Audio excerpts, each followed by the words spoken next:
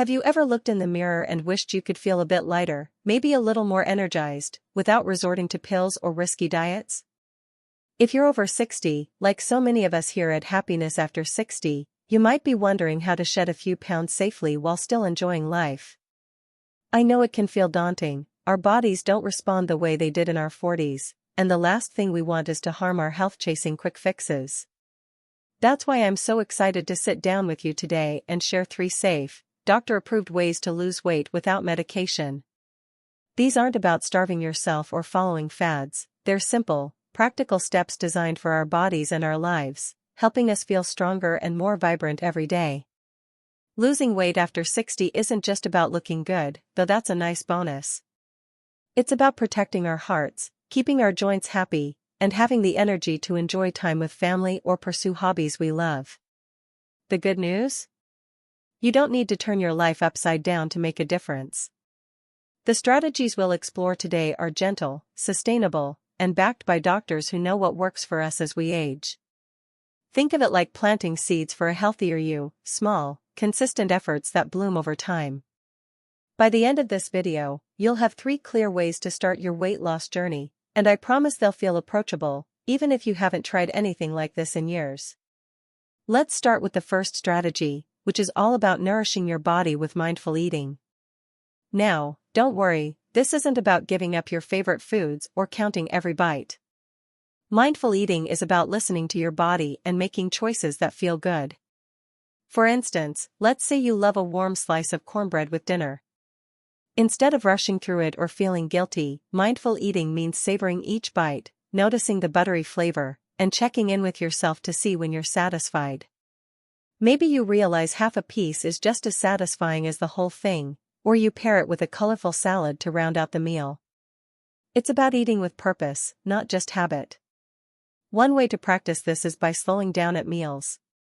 My friend Clara, who's 66 and full of spunk, used to eat lunch while scrolling on her phone, barely noticing her food. Then she started putting her phone away, sitting at the table, and taking time to chew slowly. She told me she was shocked at how much less she ate without feeling deprived, and she enjoyed her meal so much more. Doctors say this works because it takes about 20 minutes for your brain to register fullness, so slowing down helps you avoid overeating.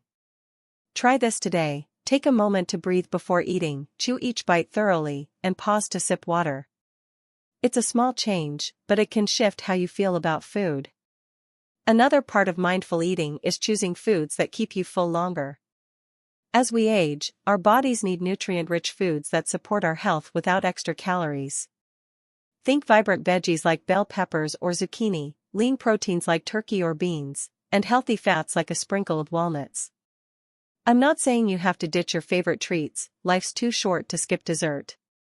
But swapping out chips for a handful of berries or adding a side of steamed carrots to your plate can make a big impact. My neighbor George, who's 71, started adding a small bowl of lentil soup before dinner. He didn't change much else, but over a few months, he lost 8 pounds and felt more energized. It's those little choices that add up. Mindful eating is like the foundation of a house. It supports everything else we do. With that in mind, let's build on it by exploring how we can move our bodies in ways that feel joyful and help us lose weight safely. Now that we're thinking about nourishing our bodies, let's talk about the second strategy, staying active in ways that spark joy. After 60, our bodies might not love intense workouts, but that doesn't mean we can't stay fit. The trick is finding movement you look forward to, so it feels like a treat, not a task. Take my friend Dorothy, who's 68 and loves her morning walks with her little terrier, Rusty. She started with just 15 minutes around her neighborhood, but now she's up to 40 minutes, waving at neighbors or listening to her favorite oldies. She's dropped 12 pounds over the past year, but more importantly, she feels stronger and sleeps better. That's what we're after, movement that lifts both body and soul. Walking is a great starting point because it's easy on the joints and doesn't cost a dime. Doctors suggest aiming for about 30 minutes of moderate activity most days, but you can break it up, maybe 15 minutes in the morning and 15 in the afternoon. If walking isn't your cup of tea, try something like water aerobics, which is gentle yet effective, or even dancing in your living room to some Motown classics.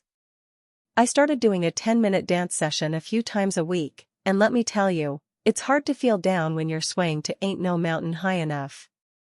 You can find free dance or exercise videos online, or see if your local senior center has classes. The goal is to move in a way that makes you smile. You can also weave activity into your daily routine.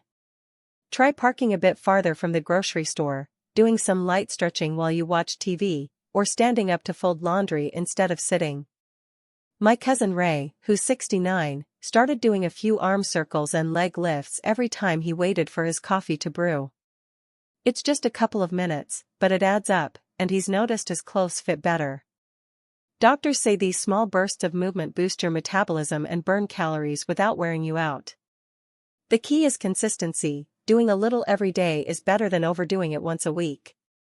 Moving our bodies feels even better when we pair it with other healthy habits, which brings us to our next piece of the puzzle, creating a lifestyle that supports weight loss and wellness. Let's keep that momentum going and talk about building a balanced lifestyle that makes weight loss feel natural. One of the simplest yet most powerful habits is staying hydrated. As we get older, we might not feel thirsty as often, but water is crucial for keeping our energy up and our appetite in check. Sometimes, we mistake thirst for hunger and reach for a snack when a glass of water would do the trick. Doctors recommend 8 to 10 glasses a day, but you can also sip herbal tea or eat water-rich foods like watermelon or cucumber. I keep a water bottle with a fun straw on my desk, and it reminds me to drink throughout the day. I've noticed I feel clearer-headed and less tempted to nibble between meals. Sleep is another game changer. I know sleep can be elusive after 60, maybe it's a sore back or a busy mind keeping you up. But skimping on rest can make you hungrier for sugary foods and sap your motivation to move. Aim for 7 to 8 hours a night, and try a soothing bedtime routine. Maybe it's reading a cozy mystery or listening to soft music. My friend Helen, who's 67, started using a lavender pillow spray and turning off screens an hour before bed. She's sleeping deeper and says she's less likely to raid the fridge at night. Doctors say good sleep helps regulate hormones that control hunger, so it's a weight loss ally. Portion control is another habit to embrace, but don't worry, it's not about tiny servings or missing out. It's about finding a balance that satisfies you. One trick is to use smaller plates, which makes portions look bigger. I also like filling half my plate with vegetables, a quarter with protein, and a quarter with carbs like brown rice or sweet potato. It's easy to do, whether you're cooking at home or eating out. My brother-in-law, Frank, who's 73, started following this plate method and lost 10 pounds in 4 months without giving up his Friday pizza night. It's about enjoying what you love, just in a way that supports your goals. These habits are like threads weaving together a healthier life, and they set the stage for our next step, making it all sustainable and rewarding. By now, you're probably seeing how mindful eating, joyful movement, and healthy habits create a rhythm that supports weight loss. To make this last, it's about setting small, achievable goals that keep you motivated. Instead of aiming to lose a big number, try something like, I'll drink a glass of water before every meal this week, or I'll take a 10-minute walk after dinner. These mini goals feel doable and build confidence. I decided to cut back on ice cream by having it twice a week instead of every night. I didn't feel deprived, and over time, I lost 5 pounds without missing my favorite treat. It's those small victories that keep you going. Having support makes a huge difference too. Whether it's a walking buddy, a spouse who tries new recipes with you, or our Happiness After 60 community, sharing the journey keeps it fun. I love hearing from you all in the comments, your stories inspire me. Drop a note below and let us know what you're trying or what's worked for you. It's amazing how we lift each other up. You might also check out local groups or online forums where people share tips and cheer each other on. It's like having a team in your corner. Managing stress is another key to staying on track. Stress can lead to emotional eating or make it hard to stick with healthy habits. Find what calms you, maybe it's a quiet moment with a cup of tea, a stroll in the park, or even petting your cat. I started doing a 5-minute gratitude journal, jotting down 3 things I'm thankful for each day. It shifts my mindset and helps me stay positive. Doctors say lowering stress reduces cortisol, a hormone that can make weight loss tougher, so those moments of peace are powerful. As we bring this all together, I want you to know that losing weight after 60 is about so much more than the scale. It's about feeling alive, strong, and ready for whatever comes next. These 3 strategies, eating mindfully, moving with joy, and building healthy habits, are tools you can use every day. Start small, maybe with one change that feels right for you, like eating more slowly or taking a short walk. Over time, those steps become part of who you are, and the results will follow. I'd love to hear how you're doing. Share your thoughts or experiences in the comments below. If this video resonated with you, please give it a thumbs up and hit that subscribe button so we can keep this journey going together.